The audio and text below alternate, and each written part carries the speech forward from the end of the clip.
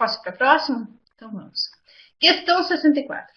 Assinale a opção correta no que diz respeito à análise da economia brasileira na década posterior ao fim da Segunda Guerra. Esse é mais ou menos esse período que a gente estava vendo, do Dutra, Vargas, né, segundo Vargas, tá? Essa questão aqui é difícil, gente, essa questão 64. É a última, não sei se não é nem a última que nós vamos fazer hoje, porque ela é longa, e eu vou fazer uma boa revisão aqui desse período, que é uma questão difícil. Vamos ver se vocês conseguem responder. O período em que a taxa de câmbio oficial manteve-se fixa, 18,50 por dólar, representou na prática a vigorosa apreciação da taxa de câmbio nominal. E aí?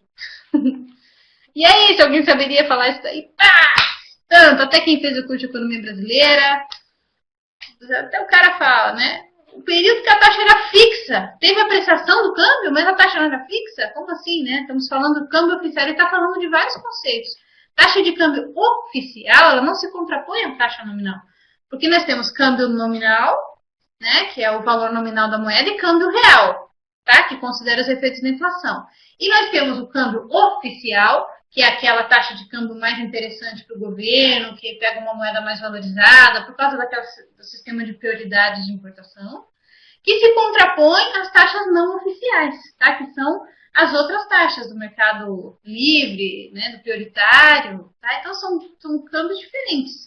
E ele está perguntando se o período em que a taxa de câmbio oficial manteve-se fixo representou a apreciação do câmbio nominal. Vamos estudar isso aí, então. Primeira coisa que eu vou passar, salvem esse slide 65, é um slide importante de vocês terem aí impresso no livro que vocês estão estudando economia, coloca lá no livro do Gremot, a tabelinha fácil, porque é um período complicado de estudar câmbio, tá? Aliás, câmbio, eu acho que valia um mini curso só assim, política cambial no Brasil, de tanto que muda e tanto que cai na prova, sabe? De repente valia a pena focar só em câmbio mesmo, não com lupa, mas pelo menos conseguindo observar as grandes mudanças, né, Márcia? Vamos lá, média anual então das taxas de câmbio múltipla por categoria. Aqui nós estamos vendo no período, na década seguinte ao pós-guerra, onde o câmbio estava fixo a 18,50, que é o que está falando, nós temos então essa taxa oficial, tá? Na verdade, 18,82. Aqui a gente está vendo a taxa do mercado livre, que era a taxa que flutuava. O que a gente está vendo aqui? A taxa aumentando, significa que a moeda está desvalorizando, tá? Precisa de cada vez mais cruzeiros, né, para comprar um dólar, então ela está desvalorizando, ok? E o item fala do quê? Que o período que a taxa de câmbio oficial manteve-se fixa, esse período aqui todo, representou vigorosa apreciação na taxa de câmbio nominal. Não, na verdade, exatamente, Maurílio, representou vigorosa depreciação, depreciou bastante o câmbio nominal, tá? Então, o item está errado. Mas não é fácil, né? Não é fácil, não. Aqui, gente, eu coloquei aqui embaixo restrição de divisas e política cambial no Brasil no pós-segunda guerra. Se a gente não tiver um mini curso sobre câmbio no Brasil, que eu acho pouco provável, né? Porque seria um curso meio difícil. Seria um curso tipo avançado, para quem já fez economia brasileira. Não aconselharia assim você chegar no seco, não. Tem muito contexto, né? A questão do câmbio, você tem que entender bem o contexto. Mas esse texto eu achei muito bacaninha, muito bacaninha. Você já vai conseguir ler no pós-segunda guerra, que é um dos períodos mais complicados de entender câmbio mesmo, que é o pós-guerra. Ele fala sobre justamente o que faz a política cambial ser desse jeito, que é a restrição de divisas. Daí ele explica, olha, diante desse contexto aqui que não tinha divisa nenhuma, a reserva estava zero, adotou essa política. Diante desse momento em que a situação estava assim, se adotou essa política. Então, eu achei hoje esse texto agora há pouco, dei uma boa lida nele, né? É da revista da PUC, que é uma excelente revista, pode ler. Então você vai. Ó, viu, Cássio? Esse aqui não estava na bibliografia da semana passada. Você pode anotar aí para. Vale a pena essa leitura. Eu gostei. Muito bem, agora vamos pegar um ponto aqui central no câmbio. Vamos falar das instruções SOMOC, instrução 70 e instrução 113, completamente indispensáveis para entender o câmbio do período.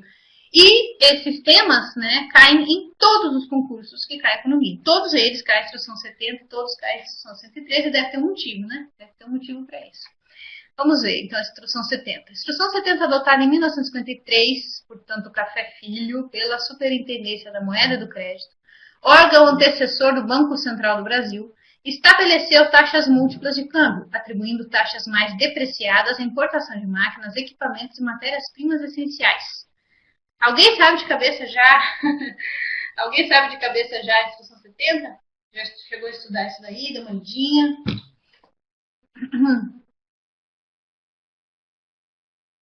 Sabe se está certo ou se está errada? Beleza, Márcia já soube, já esqueceu. Acredito que seja o caso de alguns outros, né? Vamos em frente. Antes eu vou dar um susto, né? É um tema de peso, instrução 70, portanto, saiba, tá bom? 70 e 113 é importante. Vai estar nesse texto também, ele vai falar sobre isso. Vamos ver aqui, Daniel, vamos ver por partes. Instrução 70, disciplina alocação de importação definida em função dos interesses industriais mediante leilão de divisas. Então, guarde aí, palavra-chave, instrução 70, leilão de divisa. Tá? Instrução. A outra instrução, já vamos falar a palavra-chave, vamos ficar na 70 para não confundir. Haveria 3 tipos de cobertura cambial.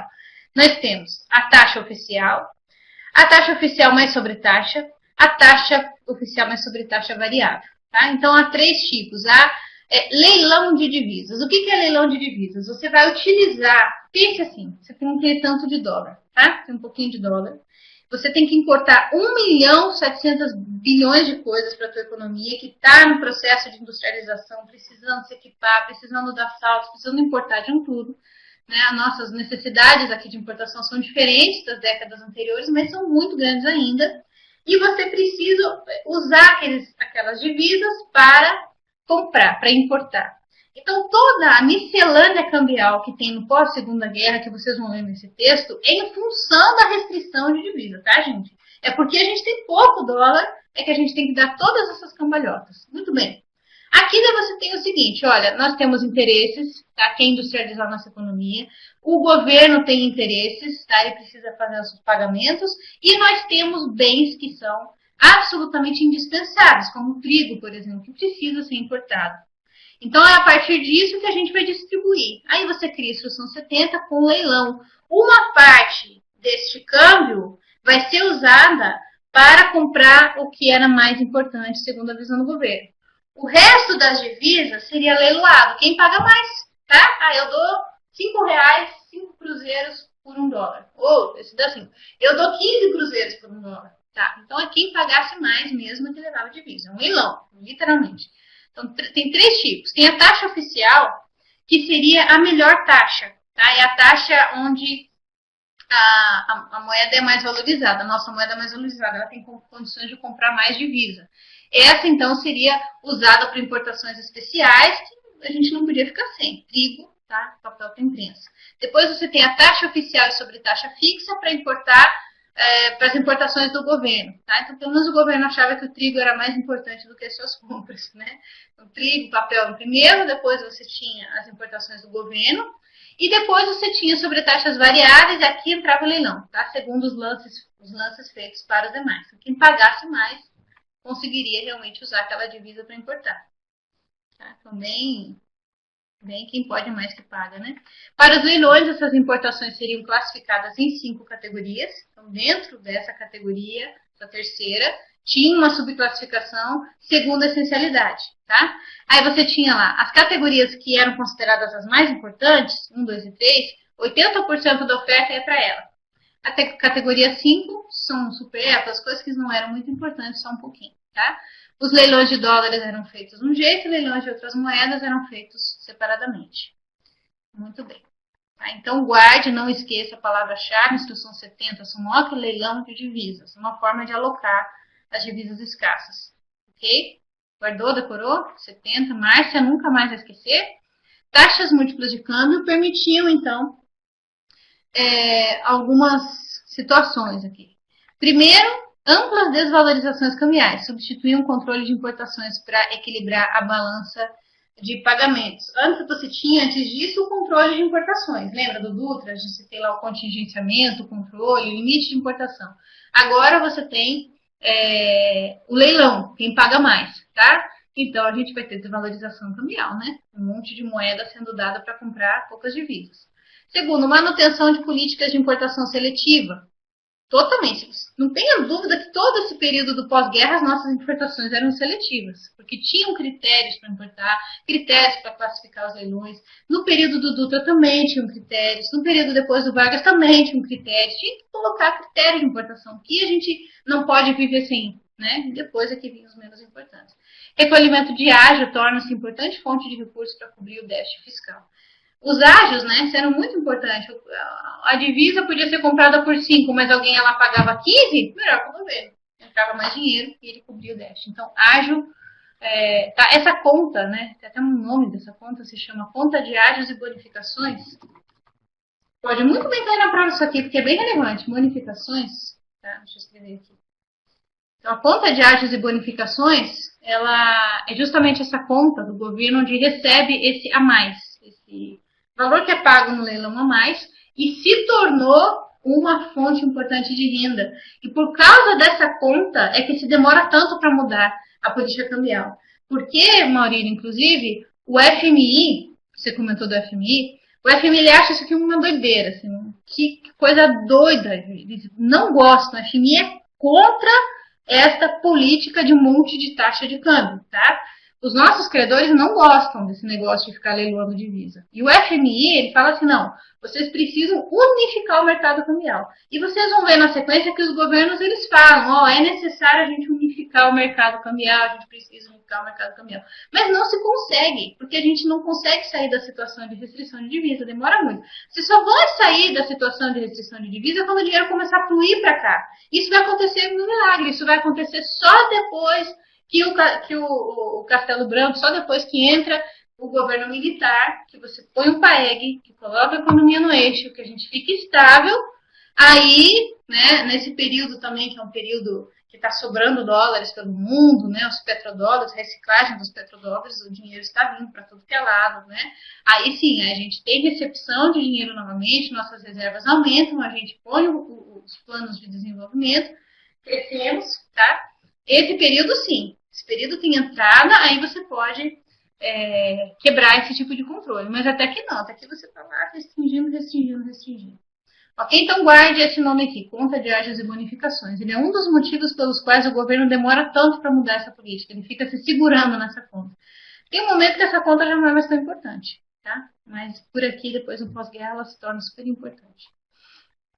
Voltando ao item, então, agora vai ficar mais fácil. A Instrução 70, adotada em 53 pela Superintendência, órgão antecessor do Banco Central, vocês não sabem, a SUMOC é antecessora direta do Banco Central, estabelece taxas múltiplas de câmbio, atribuindo taxas mais depreciadas à importação de máquinas, equipamentos e matérias-primas essenciais. Na verdade, assim, vamos ver. Instrução 70, ela é adotada em 53, é pela SUMOC, ela é um órgão antecessor do Banco do Brasil, ela estabelece taxas múltiplas de câmbio, ela estabelece o leilão de divisas, tá? Nesse leilão de divisas existe diferentes taxas de câmbio, atribui taxas mais depreciadas à importação de máquinas? Não, na verdade ela divide dois tipos, né, de categorias, são duas categorias, a taxa oficial mais sobre taxa, a taxa oficial mais sobre taxa variável, tá? E nessas ela estabelece o leilão. Então não é ela que atribui taxa mais depreciada para máquina e equipamento, são os leilões que definem isso, e não a instrução, tá? A instrução determina um leilão. Quem vai atribuir taxa é o próprio mercado, tá? E a importação de máquinas, equipamentos e matérias-primas, não dá para a gente fazer esse bolo aqui não, porque matéria-prima essencial, você pode colocar aqui, o trigo pode entrar, dependendo se ele é considerado uma matéria-prima, né, do pão e tudo, ele pode entrar, e aqui você tem uma taxa mais apreciada, né, a gente tem aí um cruzeiro valendo mais. Importação de máquina e equipamento vai na categoria seguinte, então não dá para a gente juntar esse grupo aqui no mesmo, por exemplo. Mas é específico, né? Não é muito fácil esse item, não. Esse item aqui gera confusão. Creio que muita gente assinou esse como certo. Beleza? Mas vocês entenderam, né? Posso seguir para 113? Outro tema de peso? Ou ficou alguma dúvida? Deixa eu tomar uma água enquanto vocês respondem.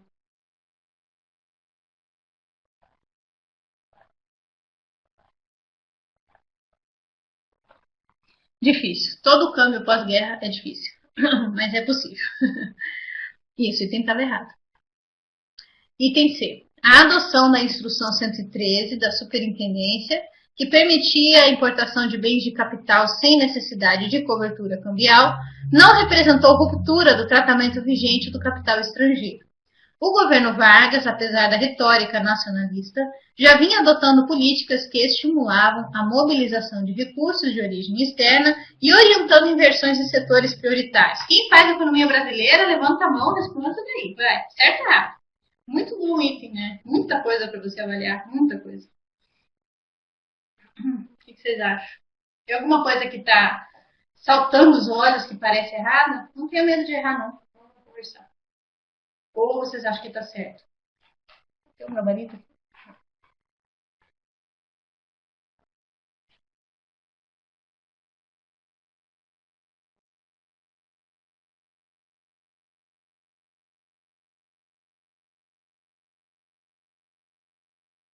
Esse não é um item para deixar em branco. Esse é um item para responder. Ele não tem pegadinha. Só tem que avaliar se está certo ou errado, mas ele não tem pegadinha. Importação sem cobertura cambial é coisa rara. Uhum. É coisa rara. A exceção de. Ó, importação sem cobertura cambial é coisa rara, a exceção da instrução 113. Tá, Maurício? Esse é o item certo, gente. Esse é o item certo, ele vale a pena uma análise bem de perto. Vale a pena a gente se debruçar nele, porque ele resume a instrução 113 e as implicações. Então, ele é um item de resumo nosso. Você pode escrevê-lo aí no seu resuminho, que ele está muito bom. Mas vamos falar um pouquinho da instrução 113. Anota aí que esse é o slide 73. Se não tiver no final, a gente volta para ele para analisar ponto a ponto. Mas vamos rever a instrução 113, que vale a pena. O que era a instrução 113? Ela é emitida em 1955, consolidando a legislação anterior sobre câmbio, e ela autoriza emitir licenças de importação sem cobertura cambial para equipamentos e bens de produção. Tá? Quem fazia isso era feito isso através da carteira de comércio exterior do Banco do Brasil. Isso que significa licença de importação sem cobertura cambial. Era assim. Essa instrução permite que as multinacionais, tá, que tenham filiais no nosso país, internassem bens de capital de forma direta. Ou seja, eles pegariam lá a sua alta tecnologia, tá, e enviariam um equipamento para cá, certo? Sem que para isso precisasse de divisa.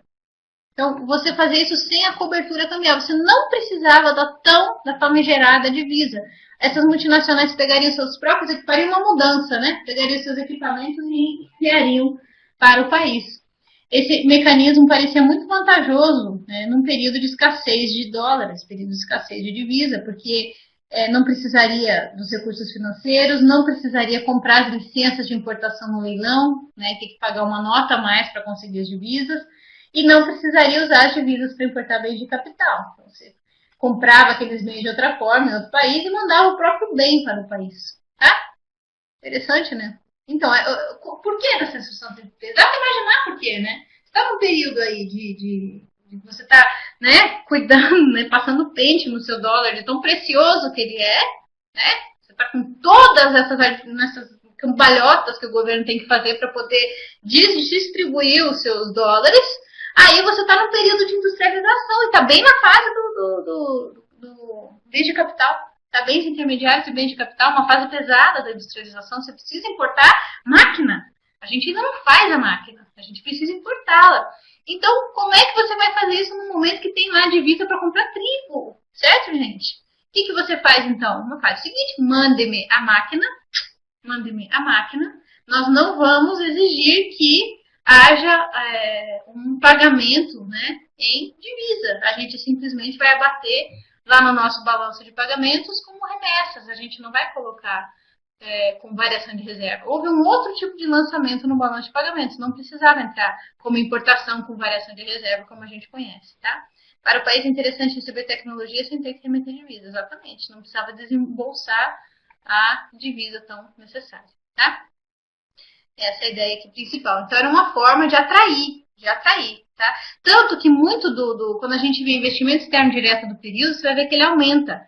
Você pergunta, nossa, como que aumenta o investimento externo direto num período de restrição de importação, período de restrição de divisa, um período de restrição de, de fluxo de capital, está todo parado, como é que aumenta? Né? É por causa da instrução 113, porque na verdade o equipamento estava vindo para cá, e não o dinheiro. Entendeu? Voltamos ao item. Tá? Então, esse é o item correto, vamos estudar um pouquinho mais. A instrução 113 permite a importação de bens de capital sem cobertura cambial. Correto, que é o que a gente viu. Vamos ver o resto. Não representou ruptura do tratamento vigente ao capital estrangeiro. Não representou. Não é uma ruptura. É uma tentativa, porque a palavra-chave para o câmbio nesse período é malabarismo, tá? O que a gente faz para conseguir, tá todo mundo, todos os governos querem industrializar, não tem nenhum presidente doido que não quer industrializar, todos querem crescer, todos querem industrializar, todos querem acabar com a inflação. O que diferencia um governo do outro não é isso, o que diferencia do governo do outro é o jeito que eles lidam com isso, mas todos eles têm esse objetivo. O JK, o Dutra, o Café Filho no meio do caminho, o Vargas, tá? O Goulart, todos eles têm esse objetivo. Então, todos eles estão com restrição de divisa, então a gente não tem uma ruptura do tratamento do capital estrangeiro aqui, porque você queria importar máquinas. Não tinha como, você faz um malabarismo, usa essa instrução 113 para dar um jeito do trem entrar. Ok?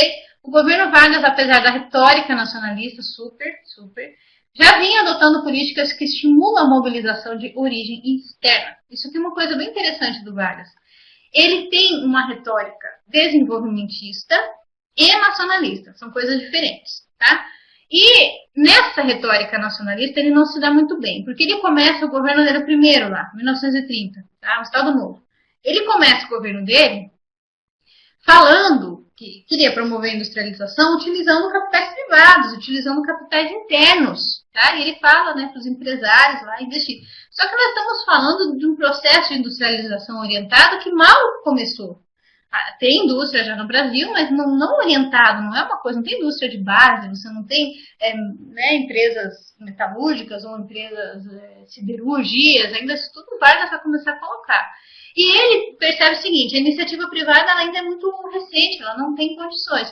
Então, embora ele tenha essa retórica nacionalista, que tem que ser aqui mesmo, ele vê que não dá, aí ele vai ser favorável, sim, à vinda do capital estrangeiro. Tá? Ele é favorável, ele adota várias políticas para conseguir captar recursos. Ele negocia, só lembrar que Vargas negocia um montão com a Alemanha, com os Estados Unidos, para trazer a siderúrgica para cá. Isso é recurso externo, não é verdade? Ele fica lá barganhando, tal, não sei o quê. Na verdade, ele fala muito, né? Mas no final quem manda são eles. Mas tudo bem, é outro assunto. Orientando inversões em setores prioritários. Então, não tem quebra, não. É uma continuidade, com certeza. Entendido? Posso seguir? Beleza. Aqui é só um resuminho para você não esquecer, para não diferenciar 70, leilão de divisa, 113, importação sem cobertura cambial, tá? Aqui, ó, o dado que eu falei. Mais de 50% do total de investimento externo que entra entre 55 e 60 faz sob a instrução 113. Não estamos falando de pouca coisa. Muita coisa, muita tranqueira entrou no Brasil por causa da instrução 113, tá? Digo tranqueira porque, assim, são máquinas, né? Lógico que como é que chama? As matrizes não vão enviar o top da tecnologia, vão enviar o que já estava um pouco defasado para as filiais. Mas isso é outro assunto, tá? Vamos lá, item B. Conforme apontado por Carlos Lessa na obra clássica 15 anos de política econômica, quem que é esse cara, né? Quem que é? Claro que vocês já ouviram falar do Carlos Lessa, mas o que ele está fazendo aqui, né?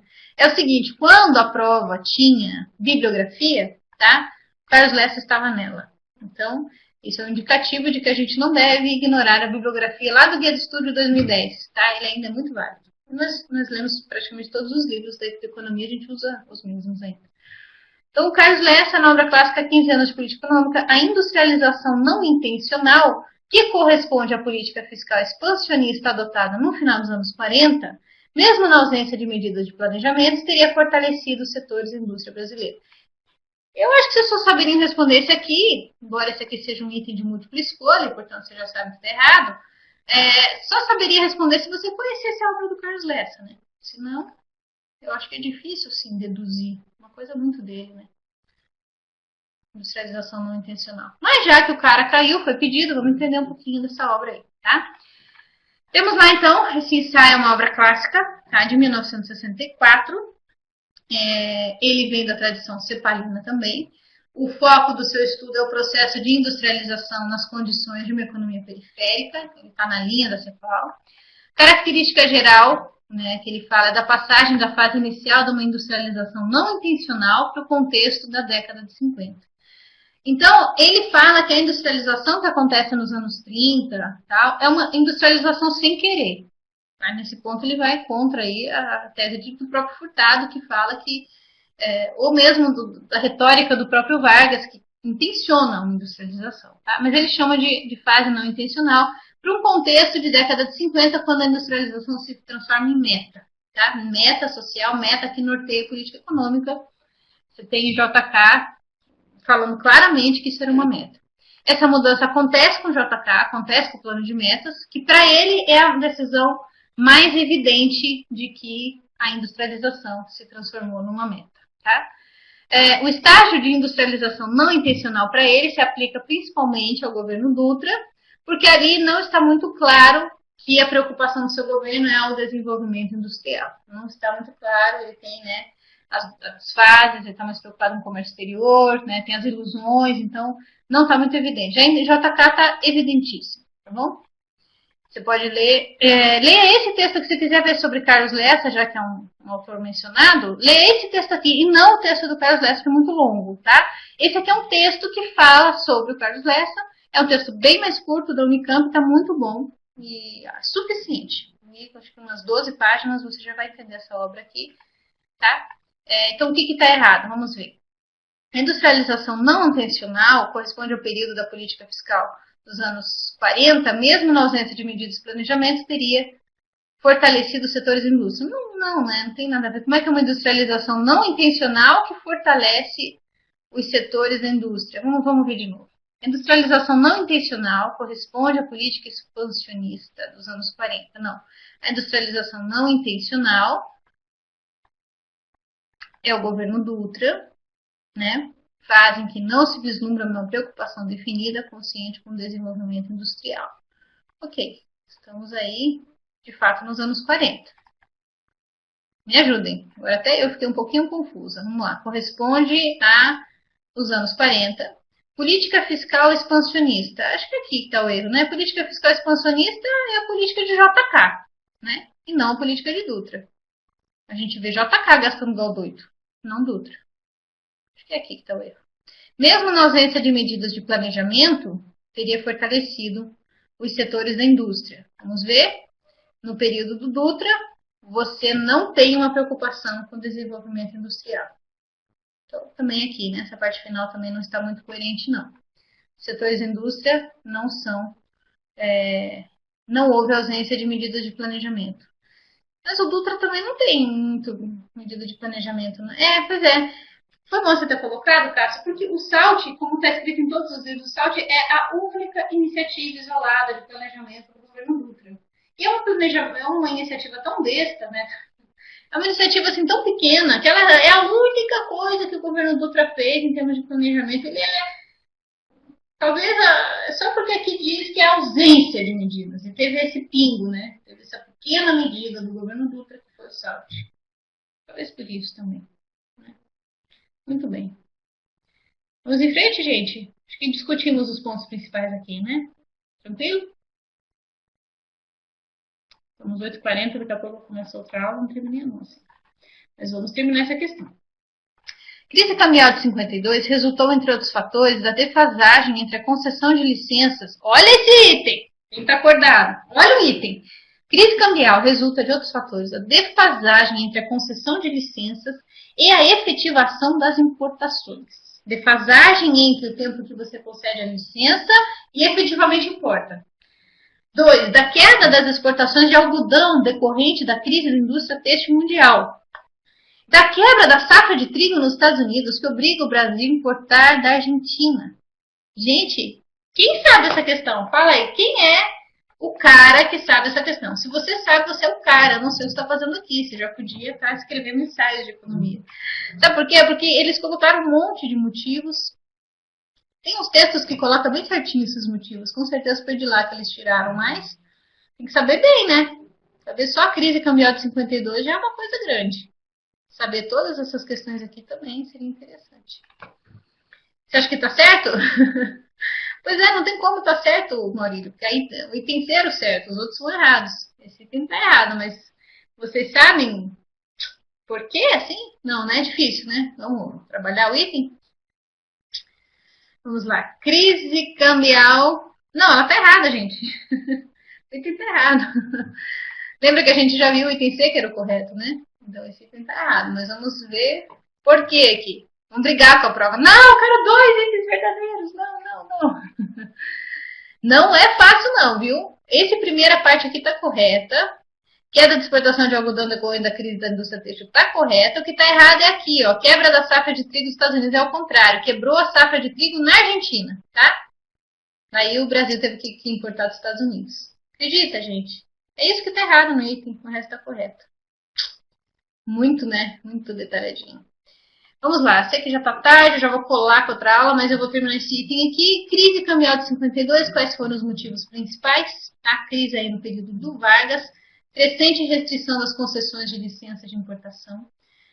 Claro, né? Período aí difícil de importar, estava mais difícil liberar licença. Defasagem entre concessão de licença e efetivação de importação, que é o que está no item. Desequilíbrios do BP provenientes de fatores externos, crise da indústria têxtil, retração de exportação, tá? Inflação interna e quebra da safra argentina de trigo, tá? Então, esses são os motivos da crise. Se você quiser ler mais sobre a crise, eu acho que vale a pena. Restrição externa e desenvolvimento no Brasil, segundo o governo Vargas, desse camarada aqui. Esse também é um texto bom. Esses textos que eu passo para vocês não são chulé, são textos da PUC. Os textos da PUC são bacanas, nem todos, mas alguns são bacanas. Os textos de pé são muito bons.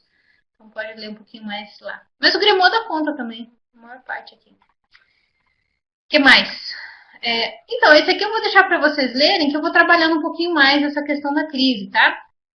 Mas já que nós estamos falando do segundo governo Vargas, tem os pontos essenciais do segundo governo Vargas que vocês não podem deixar. Crise cambial é o ponto, tá? Crise de 52 é o ponto. Problemas na balança comercial e inflação são os temas do governo Vargas. Quando o Vargas assume, exatamente, crise cambial. Ainda bem, eu sabia que tinha uma crise em 52. Nós temos aí retorno da inflação, desequilíbrio financeiro do setor público, tá? Aumento do preço do café, que ele está empolgado. O governo dos Estados Unidos parecia favorável. Sempre parece, né? Sempre parece. Será que ele estava favorável? Por que ele achava que estava favorável? Parecia que existia uma disposição norte-americana em nos ajudar, tá? Mas nós vemos aqui, em dezembro de 1950, que é constituída a Comissão Mista Brasil-Estados Unidos. Essa comissão já caiu em terceira fase da prova de história, tá? Se eu não me engano. Já caiu em terceira fase, com certeza. E foi da prova de história, não foi de economia, não. Então, vale a pena vocês estudarem, né, todas as missões estrangeiras enviadas ao Brasil ligadas ao desenvolvimento econômico. Tema de uma aula nossa de economia brasileira, que você tem que estudar então, a missão Cook, missão ABINC, a Comissão Mista e a CEPAL-BNDE, tá? São essas 4, são os antecedentes aqui do plano de metas. Vale a pena, podem cair qualquer uma delas, já caiu. Já caiu em terceira fase também. Só para que vocês saibam, existe uma missão fantasma aqui no meio, que às vezes o TPS pede umas fantasmas, né? Que é chamada de missão Taúbe, tá? Não precisa muito estudar essa missão, quase nem vai achar essa missão aí, mas ela tinha essa mesma linha aqui, tá? Estrangeira relacionada ao desenvolvimento econômico. Ok? Lembre-se que os trabalhos da comissão mista animam o governo e lembrem que o governo Vargas ele foi dividido em 2 fases, tá? Que ele mesmo chamou de fase Campos Salles e depois de fase Rodrigues Alves. Mas vocês sabem que nós temos o governo Campos Salles Joaquim Murtinho, que a gente viu, que é um governo de austeridade, é o governo que queima o R$1.000, lembram? Que a gente viu na aula retrasada, acho, o governo que queima R$1.000, a fase Campos Salles. Rodrigues Alves é no período do boom, é no primeira década do século, então é um período de obras públicas. Quando o Vargas fala que o seu governo vai ter uma fase Campos Salles, uma fase Rodrigues Alves, ele está querendo dizer, primeiro a gente ajusta a economia, a gente promove, né, a melhora das contas públicas, vamos reduzir a inflação, então é um período mais difícil, para num segundo momento a gente então voltar ao crescimento. Isso aqui é muito mais coerente, viu, gente? Como programa político, é muito mais coerente você promover um período de austeridade seguido por um período de crescimento. O que tem dado errado nesses programas é querer colocar as duas coisas ao mesmo tempo.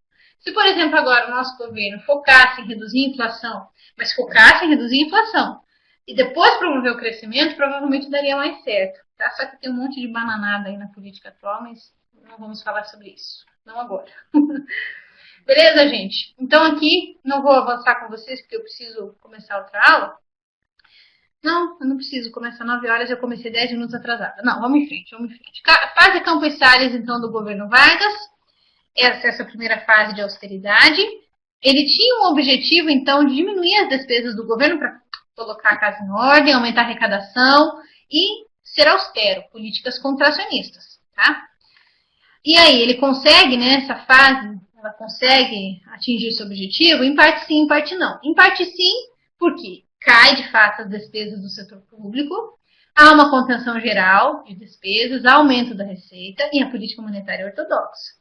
Não porque, em termos de crédito, a política não é restritiva. Queria continuar promovendo o crescimento e no ponto do crédito ele não segurou. Tá? Resultados práticos. Nós temos aí um processo de persistência da inflação. Não estourou, não explodiu, mas ela também não se reduz.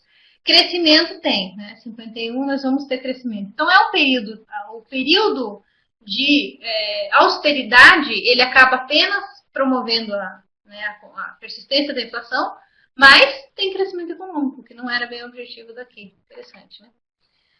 Aí nós temos a política de comércio exterior dessa primeira fase, com uma manutenção de taxa de câmbio sobrevalorizada, uma taxa fixa, tá? E com regime de concessão de licenças para importar. No começo era um pouco mais frouxo, porque o Vargas achava que colocar muita restrição para importação não ia dar muito certo, assim, porque não precisava ser tão rígido, as coisas não estavam tão difíceis assim, os Estados Unidos são nosso amigo, a gente vai conseguir recuperar. Mas rapidamente ele percebe que não dá para ser frouxo quando se fala de divisa, tá? Olha aí de novo a política cambial, como não é fácil. Então ele fala, não, veja bem, né, veja bem. E ele fica com medo de pegar muito pesado nessa questão da restrição de divisas, porque a gente tinha vindo da Segunda Guerra Mundial, né? E a gente tinha passado por problemas de abastecimento. Então não queria de novo que não conseguisse importar coisas básicas. E estavam com medo da Guerra da Coreia, que ela se generalizasse, que virasse uma terceira guerra mundial e que a gente passasse por aquilo de novo. Então, e outra coisa, você conseguir importar também ajuda, né? É uma âncora cambial, ajuda a manter os preços internos mais estáveis. Isso poderia ajudar na questão da pressão inflacionária. Então, nossa, maravilha de ideia, né? Que legal. Aí nós temos o resultado desse momento. Importações, imagina, né? Importação totalmente contida. Se tem uma política aqui um pouquinho mais frouxa, dispara, né? Então elas aumentam bastante, quase dobram, né? Um absurdo de crescimento. Mais de 55% na categoria de bens de capital e bens de produção, que é o que mais estavam ansiosos para importar, e receitas de exportação caem. Aí, seu Vargas, como é que você faz nessa situação, né? Quem foi querer ser frouxo na política aí, todo mundo saiu correndo para importar os produtos. E ele tem que mudar de atitude, ele tem que ser rígido no controle cambial, no controle. Então, ele mudou de opinião. Fim de 51, início de 52, ele limita a concessão de licença de importação. Precisa controlar a importação. Aumenta a compressão em 52. Licenças curtas, tá? Vida útil de 6 e 12 meses. E mesmo assim, com todas as restrições, as importações continuam muito altas. Aí ele não achou muita graça, né? Mas alcança o equilíbrio. Em 52 a gente tem déficit, tá? Esgota as reservas, que é coisa fácil de acontecer no período, né? Ou minúsculas reservas, o esgotamento das reservas e acúmulo de atrasados, tá? Facinho de entender por quê, né? Então, a crise cambial impediu os sonhos de estabilização que sustentavam o projeto Campos Salles Rodrigues Alves, tá? Não conseguiu fazer essas duas fases aí do seu governo.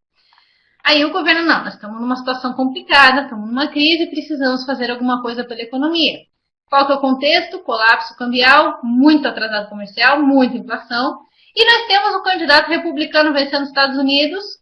E aí vem, né, naquela percepção positiva que se achava que os Estados Unidos tinham a nosso respeito, muda completamente, tá? Daí o Eisenhower, a primeira coisa que ele faz é abandonar o ponto 4 de Truman, tá? Que dizia, né, que o conhecimento técnico dos Estados Unidos deveria estar disponível para todos. Prioridade é o combate ao comunismo, o Brasil se torna um desconhecido. Os projetos que a Comissão Mista Brasil e Estados Unidos tinham planejado não seriam financiadas mais, então nossa esperança tinha, né, dado errado. E quem quer Brasil? Não conhece o Brasil, não sei o que está acontecendo no Brasil, o que é atrasado comercial, né? Enfim.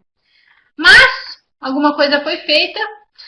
Foi feito o quê? Muito mais rigidez na concessão de empréstimos para o Brasil. A Comissão Mista Brasil-Estados Unidos acabam com ela, e os financiamentos são interrompidos, tá? Aí você tem aquela briga, né? Você tem uma briga, aí o Brasil, né, o Vargas, mas se o Banco Mundial, né, a Comissão Mista apresentou propostas de financiamento, tem propostas que estão em andamento, faça alguma coisa, né?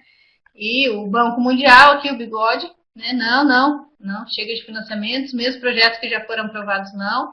Nossa, não adianta insistir, a nossa prioridade é combater o comunismo, tá? Então esse slide aqui é para você não esquecer da posição dos Estados Unidos quando muda para o governo Eisenhower. Aí o Vargas fica bravo. É assim? Então tá bom. Então a gente vai mudar a nossa política econômica. E ele muda a sua política econômica. Vai lá, o que ele faz? Ampla reforma ministerial, tá? Muda um monte de ministro. Ele faz isso para tentar enfrentar todas as pressões que ele estava vivendo, que vai culminar até no seu suicídio e tal. Dificuldades, tensão social, oposição que é crescendo. João Goulart vai ser nomeado como ministro do Trabalho, ele vai colocar outras bombas, né? Ele vai querer colocar outros ingredientes aí. Ele não é contra, ele é favorável ao Vargas, mas polariza a discussão um pouco, né? Assim, fica uma coisa presidente e resto do mundo. João Goulart é favorável a ele, mas como ele é a favor dos trabalhadores, aumento de salário, isso tudo vai provocar um rebuliço. Vai trocar a pasta da Fazenda, sempre que se troca a pasta da Fazenda é uma coisa importante. E o Oswaldo Aranha, o novo ministro, ele vai tentar resolver esse problema, estabilizar a economia, tinha uma visão mais ortodoxa, quer fazer um ajuste cambial, tá? E ele precisa tentar resolver esse problema aí, tá? O problema do déficit. Aí você tem, então, uma mudança no sistema cambial em 53, onde se adota, então, um sistema de taxas múltiplas. Aqui que é o sistema de taxas múltiplas, tá? É a reforma cambial de Vargas, do período Vargas, que se chama sistema de taxas múltiplas. A instrução 70 é leilão de divisas, tá? O objetivo, então, é aumentar as exportações, desestimular importações não essenciais. O que essa reforma fazia? Permitia que entrasse capital à taxa no mercado livre. Os resultados não dão muito certo, há um recuo nas exportações e não há aumento de fluxo de capital. Esse período que os Estados Unidos não quer investir, não entra dinheiro, não tem jeito, tá?